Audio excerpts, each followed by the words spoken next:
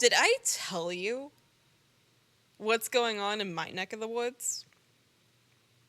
Aside from the storms? Aside from the constant fucking storms going on. Don't know if you ever watched it or not, but on Netflix there is a documentary called Devil in the Ozarks. Okay. It's about a guy named Grant Hardin who got convicted of a rape and then also convicted of first-degree murder. And guess what? He's whistle guy. He's a Or whistle guy. cat call guy. No, goddamn, I hope not. I don't think it is. I don't think it is at all. That guy was thin. That guy was fucking doing some, oh God, what is it? Ronnie Alcada? I can't remember how to pronounce his last name. That was the vibe I got off of that guy. No, Grant Hardin escaped from Calico Rock Penitentiary, like the fucking prison system that's up there. And I know that's not its actual name, but he escaped, like, I want to say 2 Sundays ago now. Was Like, that with, like, all the people that escaped from that? no. Because some of them escaped Okay. over in Louisiana, if I remember correctly, like when Yeah, Annabelle I came wasn't sure through. if it... I know it was down south. I definitely looked at my mom. I'm like, the doll needs to go back. We've had our fun, but the doll needs to go back. Oh, Annabelle. Mm-hmm. She was in confinement for a reason. I stand by that. I guess Amy Winehouse said no. No.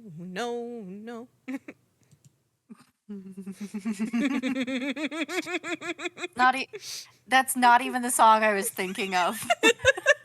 Is that Amy Winehouse? I can't remember. It is. It is, They goddamn. tried to make me go to rehab. I And I said said no. That's what I thought you were thinking of. I was like, oh, yeah. No. I guess that I would was make thinking of sense. Back to Black. Back to Black by Amy. I don't know if it's actually by her, but she sung it.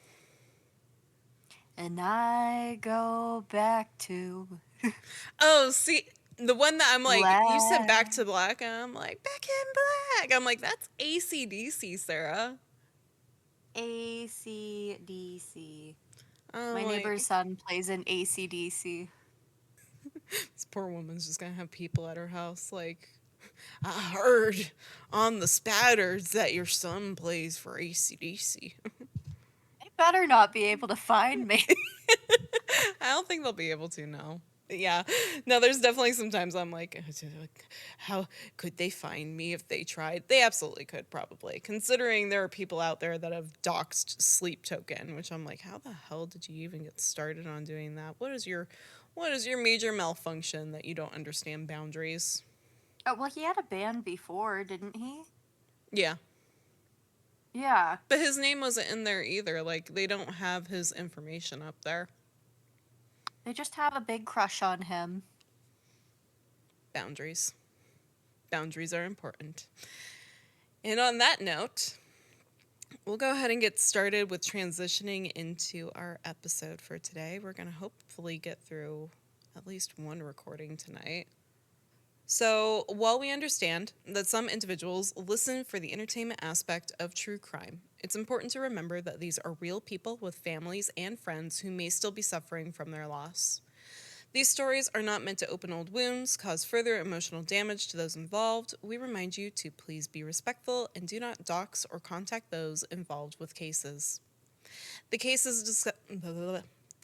discussed on this podcast today may be disturbing to some listeners, and listener discretion is advised.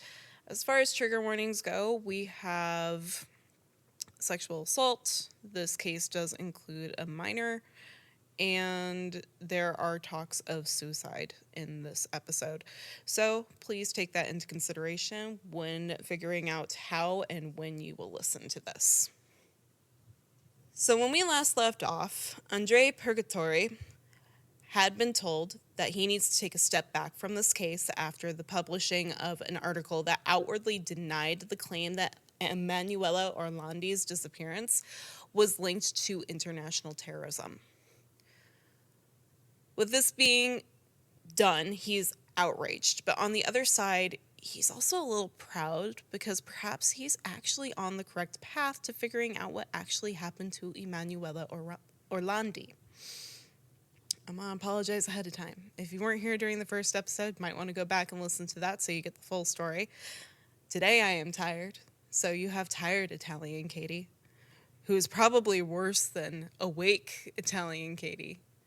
And I just will butcher this language the whole time, so I am terribly sorry in advance. More so to my vocal teacher that tried desperately to get me to learn Italian.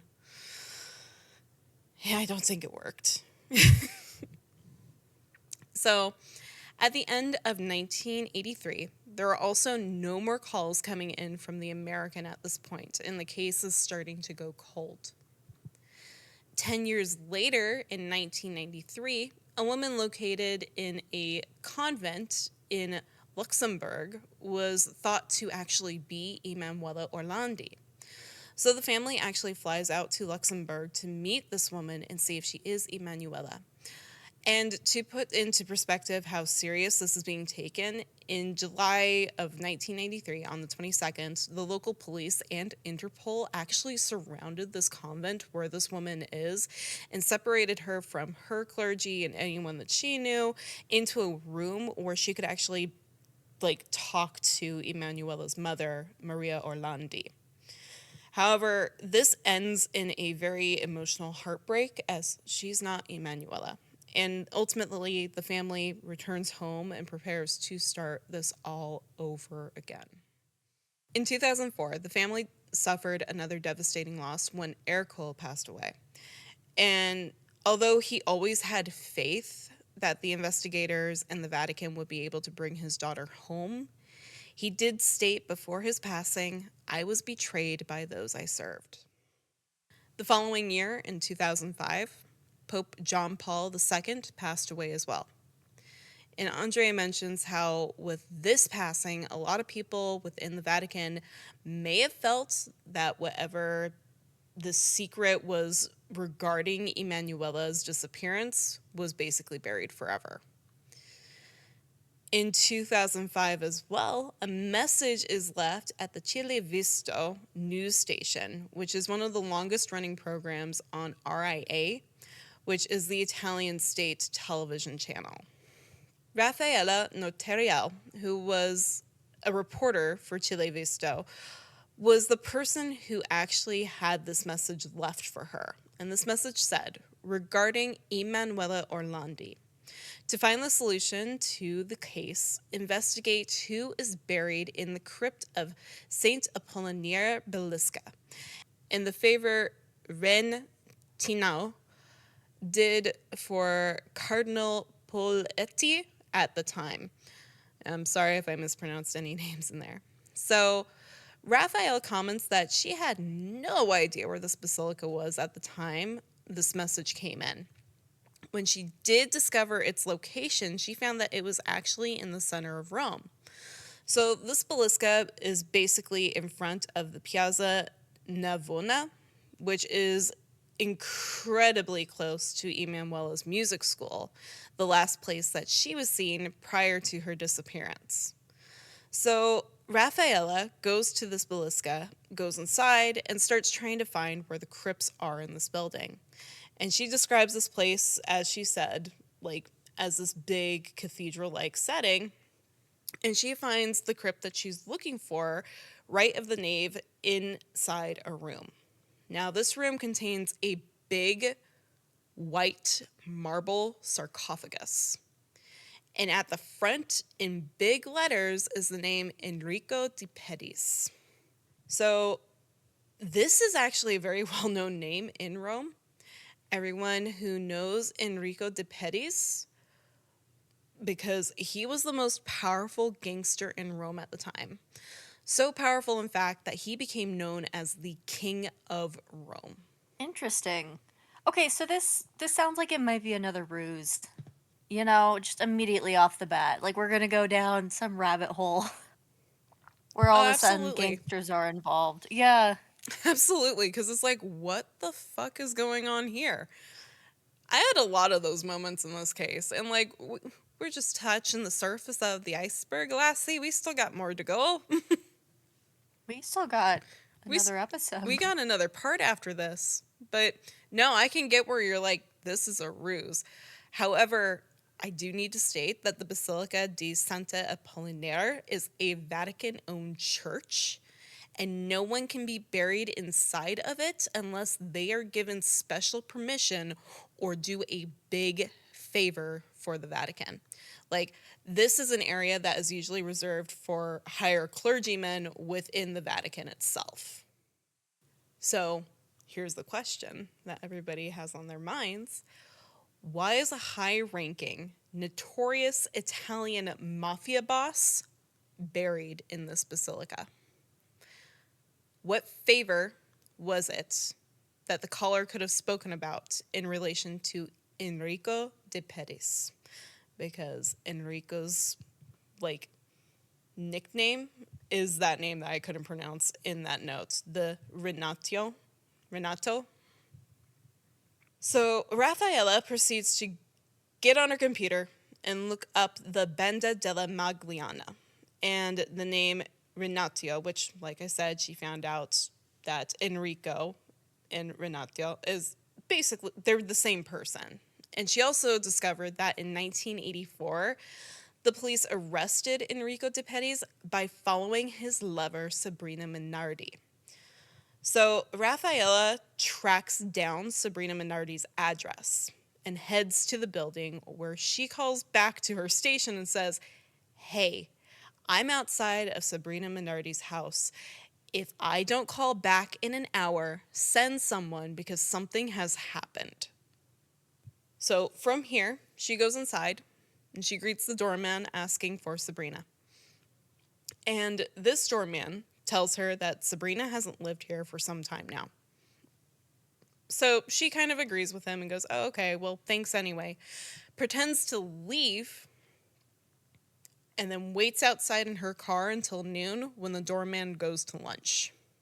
As soon as that doorman is gone, she returns to the building and starts going through the floors searching for Sabrina Minardi's name on any of the front door plates. And when she can't find it, she takes into consideration that there's a couple doors that actually don't have nameplates on them.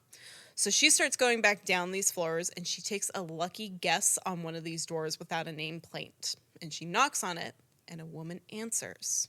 And this woman just so happens to be Sabrina Minardi. So Sabrina Minardi met Enrico Renato de Pettis, the boss of the Banda della Magliana, in a piano bar at the age of 22 years old. At first, she thought that he was exuberant, well cultured, and a sober man. And that was a weird way to pronounce cultured. I'm so sorry, people. Cultured. Cultured. Cultured. Minnesota. It was very Minnesota. So after barely a month of dating, Sabrina remembers opening her paper to see Enrico's face with a story attached to it saying that he's wanted for 8 murders. Now, when she asks Enrico about this, he assures her that he'd never hurt anyone, and she believes him, stating, "It must have been love. It wasn't easy, and I ended up getting completely sucked into it." So in 1983, Sabrina recalls how she and Enrico had gone to a lake nearby, and his driver came up with a girl. At the time, Sabrina recalls that she was doing a lot of coke, so she doesn't really have any idea who this girl is, and mind you, she might be a little hazy on memories. So Enrico tells her, "Hey, we've got to take this girl to your place in Torre Vaianica for a few days. Okay? Like 2 or 3 days." And Sabrina just goes, "Fine." Torre Vaianica, which is a little town half an hour outside of Rome. Sabrina's parents have a detached house here, and that's where they're taking this girl to. So when they get there, a lady named Adelaide comes over and is set to take care of this girl. She'd go in and give her pills so that, quote unquote, she behaves. So Sabrina thought that she must have been getting psychopharmaceuticals or something to keep her calm in this environment. Now, they kept this girl locked up, and when Sabrina did get to see her, the only way that she could explain it was that she seemed incredibly spaced out. Otherwise, the girl was locked in the bedroom where she'd spend most of her day in there moaning, and Sabrina does go on to note that it was a very disturbing sound, and she basically just calls her a poor thing at that point. Sabrina mentions how this girl didn't seem capable of taking care of herself because of the amount of drugs that were being put into her system. So Adelaide is making her food and taking care of her physically. So as this is occurring, posters in Rome are starting to get put up of Emanuela Orlandi. And as Sabrina's like wandering the streets, she recognizes that this girl that they currently have locked up looks a lot like Emanuela. Weird. She mentions that this girl's hair was shorter because they'd cut it, otherwise, the face was the same. And in her mind, this is Emanuela Orlandi. So 10 days go by, and this girl needs to be moved. And as far as Sabrina is aware, Emanuela is moved to a house in Monteverde, and specifically Via Pinatilia. And I'm so sorry if that's mispronounced, but this is basically a house with huge basements, as Sabrina described it. Then, sometime later, on a summer afternoon, Sabrina was in the car with Enrico when he instructed her to go to Bar Gianicolo. After a couple of minutes, another car pulls up, and it's a Renault 5 being driven by a woman, and Emanuela is inside. Sabrina goes on to explain that there's also a green BMW parked nearby, to which Enrico turns to her and says, "These are the keys to the BMW. You have to take this girl just below here to the Vatican petrol station, where there will be a person with a Vatican City license plate that will take her from there. Deliver her to this person." From where they're at, it's a short drive down the road of 1,000 bends, which I'm almost certain you can't tell me why it's named that, Sarah. Does it bend a lot? It does bend a lot, Gotta love switchbacks. right? And at one point during this drive, Sabrina actually just considers letting this girl go, this girl that's presumably Emanuela, but she says that she can't do it. Instead, while she's driving, Sabrina asks the girl, "What's your name?" But Emanuela doesn't answer her. Now, there's a big wall and a gate, and then about 300 meters from that, you'll actually find the Vatican petrol station pumps, where a black Mercedes with Vatican City license plates are waiting for Sabrina to arrive. An individual exits this vehicle wearing a tunic with little buttons down the front and a wide-brimmed hat, who Sabrina immediately identifies as being some type of priest. From here, they both take the girl and force her into the priest's vehicle, and he takes her. When Sabrina gets back to Bar Gianicolo, she immediately asks Enrico, "What mess did you rope me into? First, Torrevieja, now here, that's Emanuela Orlandi. I don't need posters in the streets to tell me that I'm not an idiot."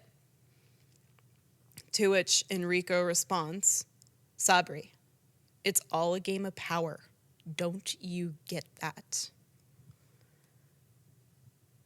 So Sabrina notes now, she's aware and states in the Vatican Girl interview that Enrico did have relations with the church, the Vatican, and with very important people. So Raffaella heard Sabrina's story over the course of a year, and met with her personally on countless occasions. And honestly, she's noted that she believes most of her story to be true based on the details and how many times she's able to recount events without them changing. However, Rafaela does note that there are some things that she believes that Sabrina has embellished throughout the time to make herself sound more brave or more authoritative than the pawn that she may have actually been playing in this game. So, with Sabrina Minardi's testimony, the police decide to reopen Emanuela's case for more inquiries. During this, they are able to confirm the location of the Vatican petrol station, along with the existence of the apartment or the home in Via Pignatilia, which I'm so sorry, once again, if it's mispronounced, where Sabrina stated Emanuela was being kept for some time. Using the cadastry, or the cadastral maps, it was discovered that the apartment had been bought by a woman named Daniela, who was a woman that belonged to a group involved with the Banda della Magliana. With this, Giovanna Petrucal, who was the deputy chief of the Rome Flying Squad in 2006, believes that Sabrina's testimony is truthful and calls her recollection of events even admirable. So Giovanna recalls going in that day to the apartment, and upon entering, they actually discover a secret room behind a false wall. Giovanna recalls how her imagination starts to take over immediately upon entering this area, and she saw flashes of scenes that she didn't even want to think about. So the photos are on the docuseries. If you do watch it, you'll be able to see a little bit more of it. But from the photos that were displayed in this docuseries, it's like got the similar look to entering a castle dungeon. Like it's very rocked in walls and kind of like cutaways into the ground. There were a set of stairs that went down to the bottom of what looks to be like a little platform or like a little like level before it breaks off into another section where there's a gate. Most of this is made of stone, and it does not look like it's been touched in some time or it's in a state of being unkept or disarray. Now, if you remember correctly, Andre had written an article that pointed to Emanuela's disappearance being tied to organized crime and not international terrorism. So, if a criminal organization was involved, what's the actual reason behind why? So Andre mentions how he thought maybe somebody was trying to get a ransom from the Vatican. And he begins digging more into the Banda della Magliana and how it was running back in 1983. So the Banda della Magliana was broken into two branches in 1983. The Tessaccini, which resided and worked in Tessaccio. I'm so sorry, once again, if it's mispronounced, don't speak Italian. The central area of Rome. And then there was the Maglinese, which was in Magliana, which is another area in Rome. So the Tessaccini was led by Enrico de Pedis, and the Maglinese was led by Maurizio Abatino until 1992, when he was arrested and served his time and then became a police informant. So in 2017, another reporter by the name of Raffaella Fanelli, who is different from our first Raffaella, just to make sure like nobody's getting confused. We're going to use her full name. She went to Maruzio because nobody had been able to get an interview from him yet. And after 2 years of bombarding this man with messages, he finally agrees to do an interview. So when they meet, she immediately asks, "What do you know about Emanuela Orlandi?" And he proceeds to tell her about his detention in Villagina, where another member of the Banda della Magliana went to visit him and update him on the goings-on outside of the prison. Now, according to Morosio, Emanuela's disappearance was linked to money the mafia gave to Enrico that ended up in Vatican banks that had not been paid back. So, one name comes to mind when it comes to mafia money, scandals, and the Vatican banks during this time period, and that is Roberto Calvi. So in 1982, Roberto Calvi was the chairman and CEO of Banco Ambrosiano, which was one of the largest private banks in Italy at the time, and it was regarded as being a Catholic bank, which Roberto was often referred to as God's banker, and was closely associated with the Vatican Bank, which the Vatican Bank at the time was headed by an interesting character as well, an American archbishop named Paul Marcinkus, which Marquinhos. leads us back to the Cold War a little bit, because the Pope and this archbishop are both anti-communist due to the Soviet system promoting atheism and anti-religion at this point in their area. Now, there is one anti-communist movement in Poland at the time, which was the Solidarność, I want to say, is how that's pronounced, or the Solidarities. So, the Pope thought that the best way to destroy the Soviet Union was from inside by channeling money into this movement, which came out to be roughly $200 million being pushed into this organization. Now, there's no way that that can appear on Vatican banks, so the Archbishop turns to Roberto to help him hide this, who at the same time is also heavily involved with laundering money for organized crime. So Banco Ambrosiano is collecting money from private investors and the mafia, which couldn't be used in free ways because the bank itself is actually subjugated to foreign exchange control. So he sent that money to the Vatican Bank, which has separate rules and no foreign exchange control. So Sabrina recalls during this time that Enrico would meet with her and the Archbishop, and she would have to take enormous Louis Vuitton bags filled to the brim with money to the Archbishop's office, and no one ever stopped her to question why this was happening.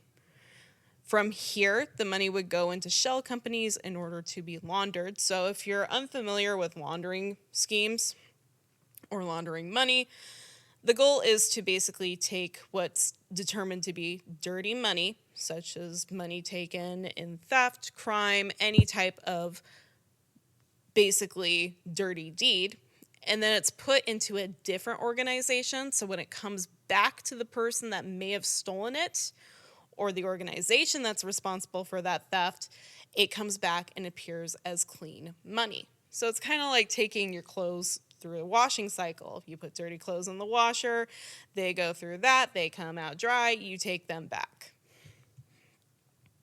Money laundering. You could do it with a laundromat because that's a cash-based business. It's a cash-based business. It's simple. It's kind of scary how fucking simple it can be at times. You only make $100 a day, but in the books you make $500 a day.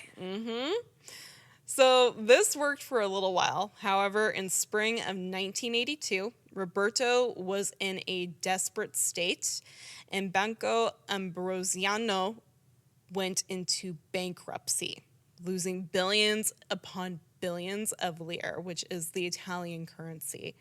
And amidst this, news press and court proceedings are starting to happen, with Roberto Calvi being the center of attention for not only possible other money laundering scandals, but the banks of the Vatican going down as well. It was a huge fucking mess. During all of this, Roberto Calvi vanishes. Just fucking disappears off the face of the earth. Nobody knows what's happened to him. So on Monday morning of Friday, June 18th of 1982, when a postal clerk from the Daily Express newspaper was walking across Blackfriars Bridge on his way to work in London, England. He happened to glance down when walking, and he sees the body of a man hanging under the bridge. This was Roberto Calvi's body, and it had been listed as a suicide in the newspapers and reports that the disappearance had been basically solved at this point. That is until forensic scientist Angela Gallup revisits the crime, as the family of Roberto Calvi found his suicide very strange and highly unlikely due to his Catholic faith.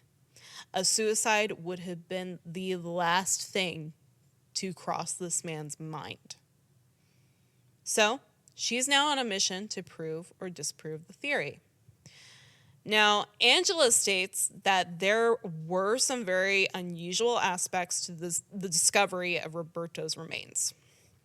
In Roberto's pockets was nearly $16,000 in varying currencies. This included US dollars, United Kingdom pounds, Australian shillings, and Italian lire. He's got everything. He does have everything. Like, you can now exist in almost any continent that you want.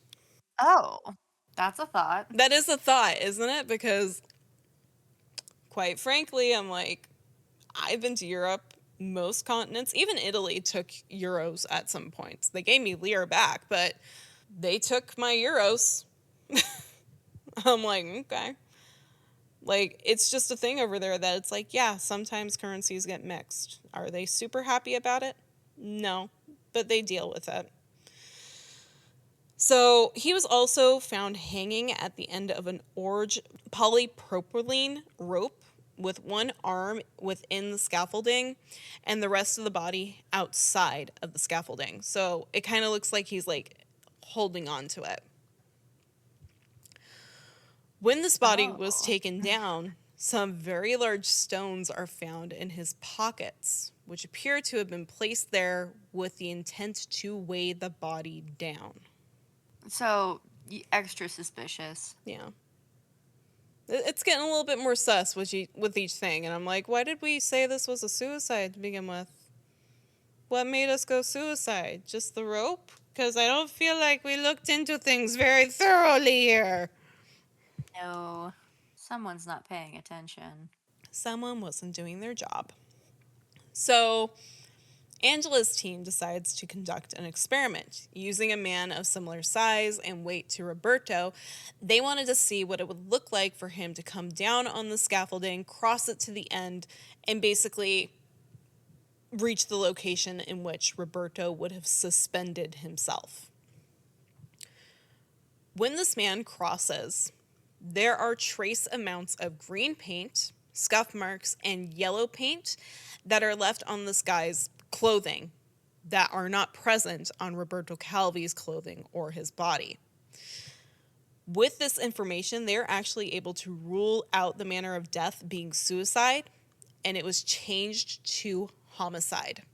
So the next question is, how and what was the most effective way for Roberto Calvi to get on that scaffolding, which they decided would have been to take a boat underneath Blackfriars Bridge, which Angela does note that the water is turbulent, but this wouldn't be impossible to do. Like, somebody could definitely hang somebody else up down here. It's just going to be a little bit of a struggle.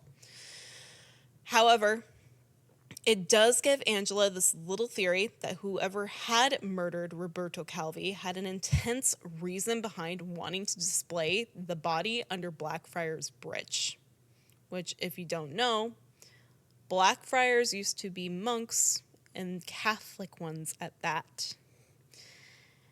So, not only has that body been theatrically staged, which can point that the murderers wanted to send a message, it also points back to how Roberto owes the mobsters money because he didn't receive said money, because they didn't receive said money. So they were in a position to make a message to others that still owed them money, which would have pointed back to the Vatican banks. So this takes us back to the kidnapping of Emanuela Orlandi, a Vatican girl. There's 2 crimes committed by the same offender with the same intent and target in mind. Give us back our money. This is interesting because I feel like the desire and direction have completely changed from her first case or from Oh, the yeah. the first. Yeah. So part of me is like, because of that, it could still be another ruse. But oh, I don't know.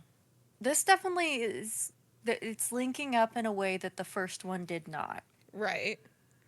And Um I I guess in the mean, first one they still had to do like a runaround and there are other people involved.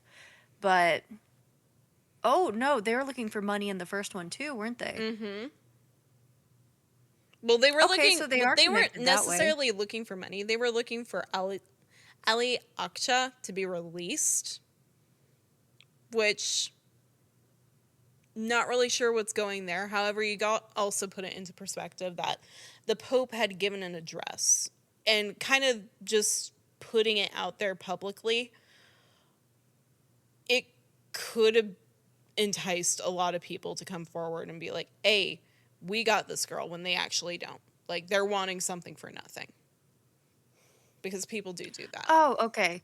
Okay, because the Pope put out the address. Maybe they were like, we'll release this girl if you release this. So it could have Yeah. been the same people who are still trying to be like, oh no, it was mobsters. Or it could be a completely different agency that's like, oh, we could use this missing girl to our benefit. Yeah, that's kind of what it feels like with the first one. It's more of, oh, well, we can benefit off of her being missing. Like, let's take this a further step. Because people do that, which is really Yes, sick yes, and they wrong. do. So, as we kind of like discussed here and everything, this actually does end the organized crime theory. And just 6 years after Sabrina Minardi's testimony, another witness emerges. So, leading kind of off of what we were just talking about, I don't want to give this witness too much spotlight, as this is what he wants. I will say overall that there are not many who believe this man is involved with Emanuela Orlandi's kidnapping. So let's get into him. Marco Assetti came forward in 2013 saying that he was the American and led investigators to an old flute that was being stored at De Laurentiis film studio and warehouse. Marco goes on to explain kind of what we already know through the media and the proceedings of the American, like what's being basically said in episode 1. He goes ahead and tells them all that. So there's no new information regarding what's being said or what he's being like, or what he's like telling regarding Emanuela. Pietro Orlandi actually spoke to this man face to face in a televised discussion and described him as being arrogant and how difficult it was to overcome the negative reaction that Marco was giving off and not to feed into him. Especially when this interview with Marco, he states that his group originally considered taking the youngest Orlandi sister, Maria Cristina. Just like out of the blue. And you can just see it on Pietro's face. Like, it is just the I want to hit you. Like, he The is mad. audacity. The fucking audacity. So, Pietro Orlandi does go on to disprove things that Marco is saying happened before throwing down the best pop quiz question I have ever seen in my fucking life. So, in this interview, Pietro says, "You claim to be the one of the callers.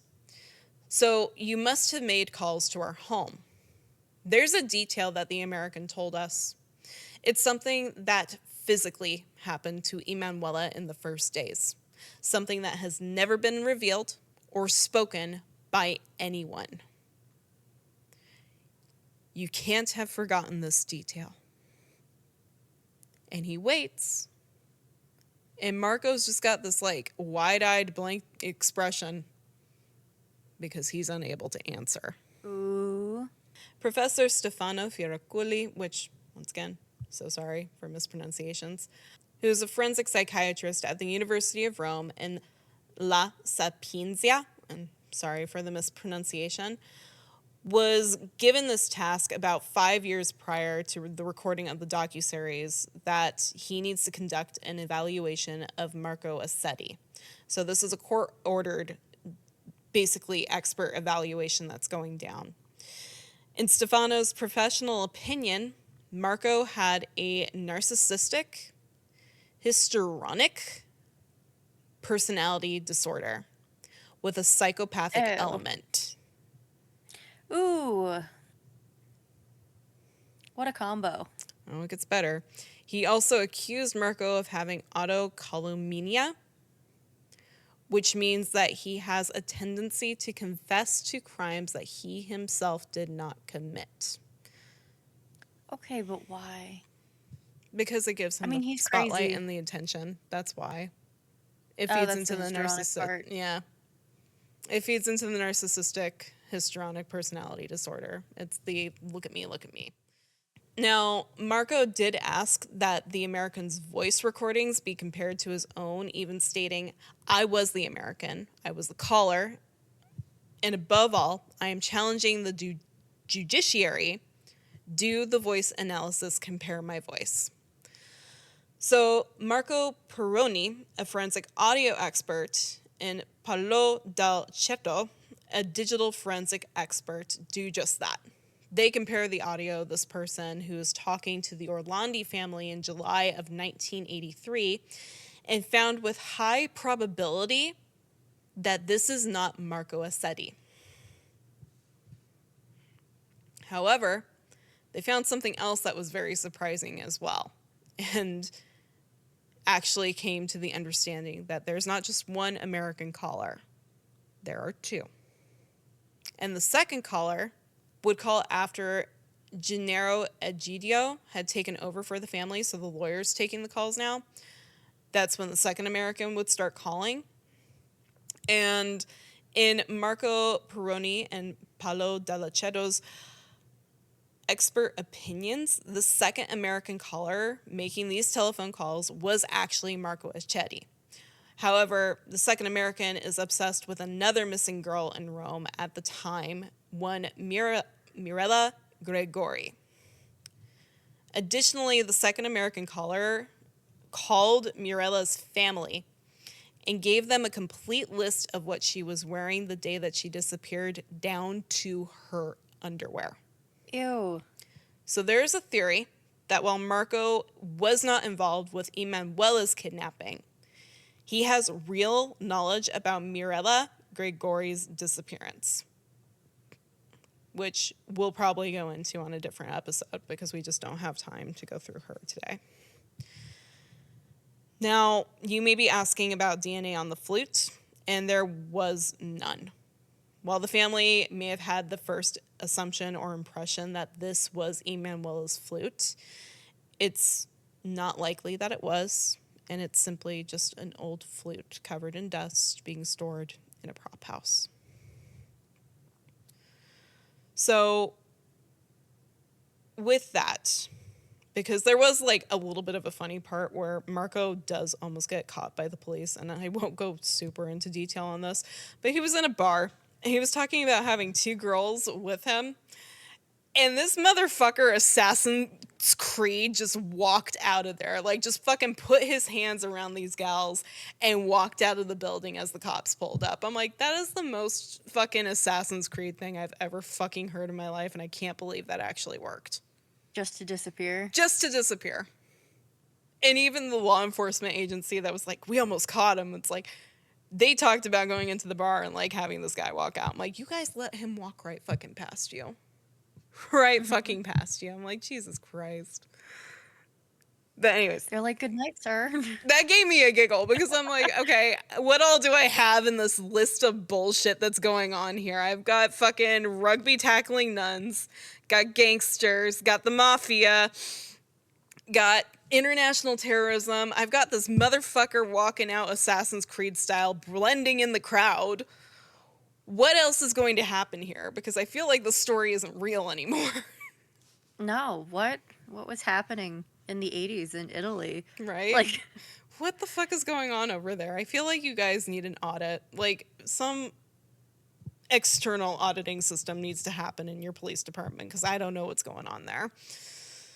well, hopefully it's better now. I hope it's better now. I really do because Jesus. But, anyways, you may be asking why we're giving this guy any attention regarding Emanuela. And I do have to note that, like many missing and cold case investigations, especially those with high media traffic, there are always going to be people that insert themselves into the story. This not only harms the investigation, but it is unbelievably cruel to do this to a family that is already suffering a terrible loss. Pietro states that we should be talking less about Marco moving forward because, like I said originally, he is looking for attention and it builds his ego. Andre also stated that it is time for his presence to be removed from the Emanuela case as much as possible. And we should turn our focus to Sabrina Minardi's testimony because that's the most plausible theory at this point. Unfortunately, I'm not sure if that will ever fully happen with the removal of Marco from Emanuela's case because it is important to discuss how coming forward and saying that you did something that you didn't do is pulling away from the investigation, and that's harmful. So please don't do that. Don't do that ever. I don't expect anyone that listens to our podcast to do that, but if you're listening and you have that urge, don't do it. Now, by the end of 2013, it was apparent that Marco Assetti was a fantasy, so that left the testimony of Sabrina Minardi. And if what she says is true, it means that in the summer of 1983, Emanuela Orlandi was still alive. Which leads us to our last and rather large conspiracy theory to this case, which we'll cover in part 3. Yay. Yay! This has been a doozy of a case, to say the least. And part 2 is probably the smallest part that we got going here. I have no idea. Okay, so this could be fake as well. It could. It's a possibility. It, Yeah, oh yeah, it is just a another real ruse. Just more possibility. people trying to get stuff from a missing girl. I don't even understand. There are so many theories surrounding this case that it's just, you've got the 3 big ones that we discuss, and then there's like micro offshoots that's like, oh yeah, there's a little mention of this here, there's a little mention of this here. And of course, you got to take into consideration like other things that happen in reality that might not have been thought of. Like when we see movies like Taken and things like that happening in the European Union, it's something that you also have to take into consideration. Like maybe she was abducted, but it wasn't by mobsters and it wasn't by somebody else or terrorists, and it might just simply be a case of human trafficking. See, that's what I'm kind of thinking this has been all along at this point. Which I don't know what would be worse. Being, because technically, with in standard definition, she was taken out of Vatican City and out of like the city of Rome. So she has been trafficked. She has been drugged in the sense of the mafia being involved before being taken back to Vatican City. So she's crossed technically state borders or country borders. So technically there is some human trafficking going on here. Even if it's not sexual human trafficking, there's still trafficking happening. But when we put it into the sense of like she disappeared of a clause of we don't know what happened to her, and like let's say it's not the mafia and it's just somebody coming in and taking her, the likelihood of having sexual trafficking happening within an area that can easily be out and gone within a couple of hours is a probability that you also have to take into consideration. I hope it's not what happened to her. God, I hope none of these things happen to her. It's just, it's a scary world out there. Yeah. Oh, yeah. So far we have an alleged, uh, I don't know what you'd call it, taking for releasing a terrorist ransom, an alleged Ransom, ransom. an international terrorist Um, ransom. yeah, or mafia ransom for Which that one money. seems more probable, especially with trying to get the Vatican's attention of it. Like that one to me seems more probable. It's just probable though. Like they could also have heard the Pope address all of that, and then now they're like, oh, they're letting these people go, and they figured out this isn't the route. Maybe we should say it's us, and then take the money, scare some people. Part of me is like, I want to believe that it was with the best intentions that the Pope came out and talked about her. But on the flip side, I'm like, I feel like a lot of this craziness wouldn't be happening if it was kept close to the chest and within the family and law enforcement. Yeah, I mean, the mafia could have. They also could have just said, "Oh yeah, we took her." Um, I don't even know at this point. So far, we have two things that are just full of nonsense and Yeah. seem to go out on limbs, and the witnesses, they're like, oh, they're so credible, but they're also involved in the mafia. Yeah. Do you think they can't hold poker face or fake some tears? Their life is crime. Like, I like how you um, said poker face though, because whenever I think of the mafia, I always think of like that painting where everybody's like sitting around the poker table, like the dogs at the poker table playing poker.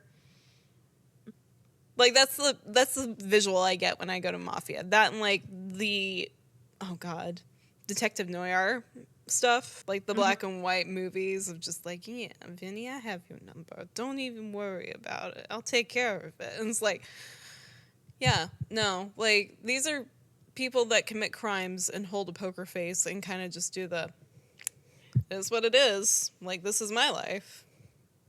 Yeah, oh yeah, so it could easily be faked here as well. Mm-hmm.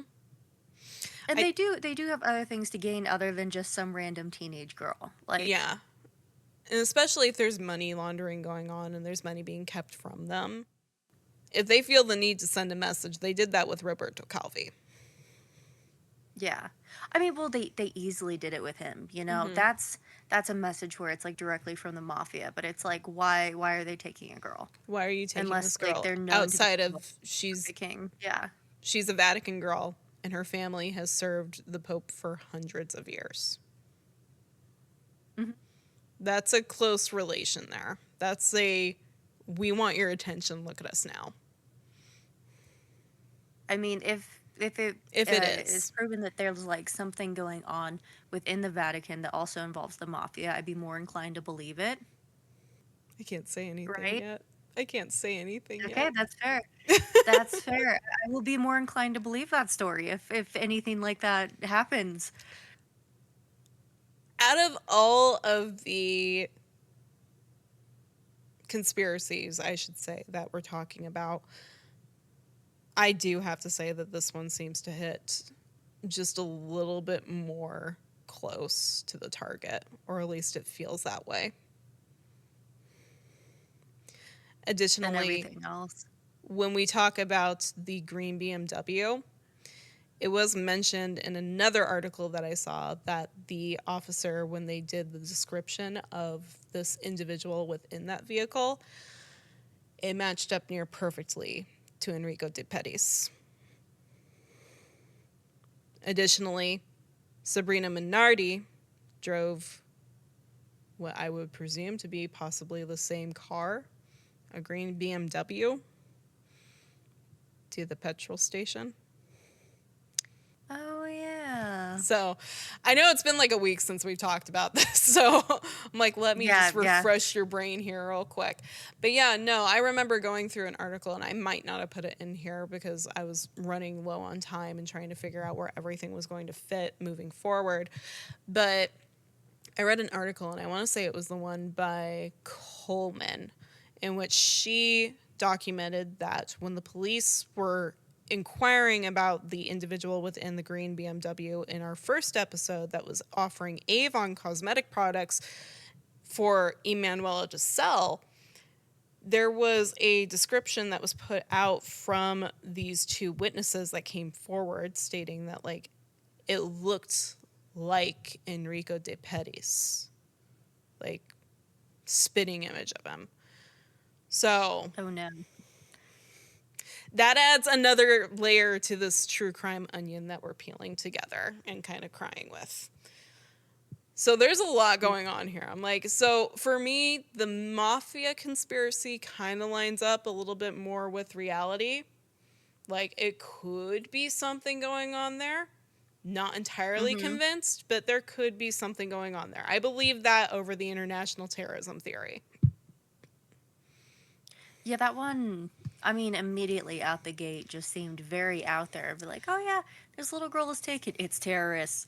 Like, Yeah, it was just it's a weird lineup of events because you've got Pierluigi that comes forward first with his testimony and his phone call, and then you have Mario that comes forward. The Pope speaks about Emanuela, and then all of a sudden, people are like, "We want Alyosha set free for exchange of Emanuela Orlandi." And it's like, that just escalated from like 10% to 120. What's going mm-hmm. on here? Because I feel like what Natalina had said in that portion, that you were just a pawn for somebody else's game, is true. Like, that's how that feels at that point, because there's nothing you can do, and it is true. Like, there's absolutely nothing that you can do. That's a dreadful feeling.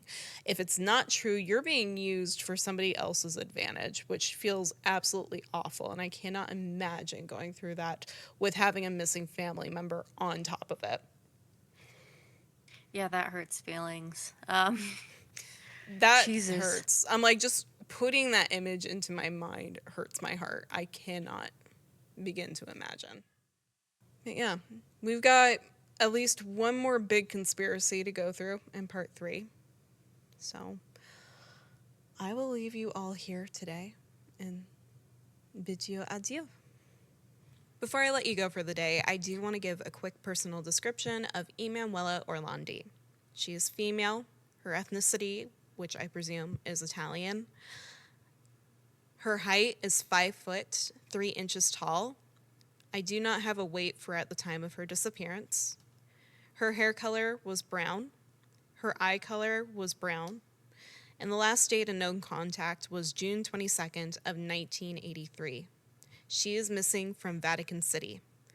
Her age at the time of her disappearance was 15 years old, and her age currently is 57 years old. Unfortunately, I do not have a number regarding a tip line for Emanuela Orlandi's case. I presume that if you contact the Italian authorities, you can submit a tip regarding Emanuela's disappearance if you have any information. Thanks. Thank you again for listening to Spattered. Please make sure to follow the show on Facebook and Instagram at Spattered Podcast and on X at Spattered Pod. If you're enjoying the show, make sure to follow and leave a 5-star rating on Spotify, Apple Podcasts, Amazon Music, or wherever you get your podcasts from. If you're watching on YouTube, like this video, subscribe, and ring the notification bell to be notified when the show goes live or drops a video. As always, if you have a case request, any questions, or are interested in sponsoring the show, please email me at spatteredpodcast@gmail.com.